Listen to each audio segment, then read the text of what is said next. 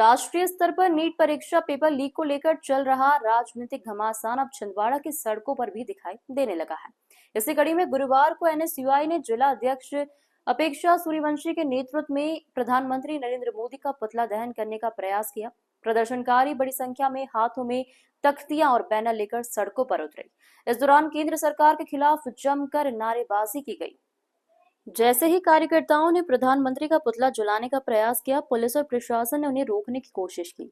हालात को देखते हुए प्रशासन ने वाटर कैनन का इस्तेमाल किया, जिससे प्रदर्शनकारियों को तीतर बीतर किया गया। इस दौरान कुछ देर तक प्रदर्शनकारियों और पुलिस के बीच धक्का मुक्की और तीखी नोकझोंक भी देखने को मिली। हालांकि स्थिति जल्द ही नियंत्रण में आ गई। एनएसयूआई जिलाध्यक्ष अपेक्षा सूर्यवंशी ने कहा कि नीट परीक्षा लीक ने लाखों छात्रों के भविष्य के साथ खिलवाड़ किया है। उनका कहना था कि केंद्रीय शिक्षा मंत्री धर्मेंद्र प्रधान के इस्तीफे के बाद अब प्रधानमंत्री नरेंद्र मोदी को भी इस पूरे मामले की नैतिक जिम्मेदारी लेते हुए इस्तीफा देना चाहिए। लगातार हो रहे विरोध प्रदर्शनों के बीच छिंदवाड़ा का राजनीतिक माहौल भी गर्माता नजर आ रहा है। आने वाले दिनों में इस मुद्दे पर राजनीतिक गतिविधियां और तेज होने की संभावना जताई जा रही है।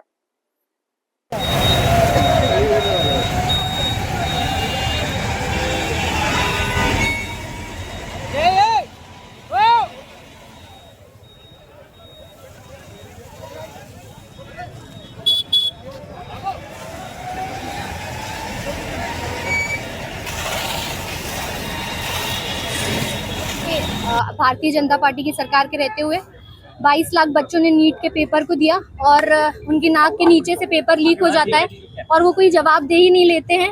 और उल्टा जब आंदोलन करते हैं, इस देश के नव युवा आंदोलन करते हैं इस बात के विरोध में कि नीट परीक्षा लीक हुई है, तो इस देश के शिक्षा मंत्री को इस्तीफा देना चाहिए, तो उल्टा उन पे लाठियां बरसाई जाती है, उनके सर फोड़े जाते हैं।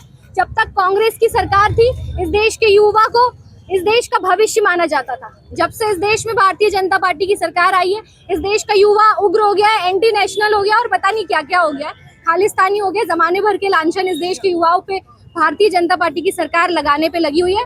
मैं इस पुतला दहन के माध्यम से इस बात को स्पष्ट कर देना चाहती हूँ कि अब कांग्रेस पार्टी इस्तीफा प्रधान का नहीं, प्रधानमंत्री का चाहती है।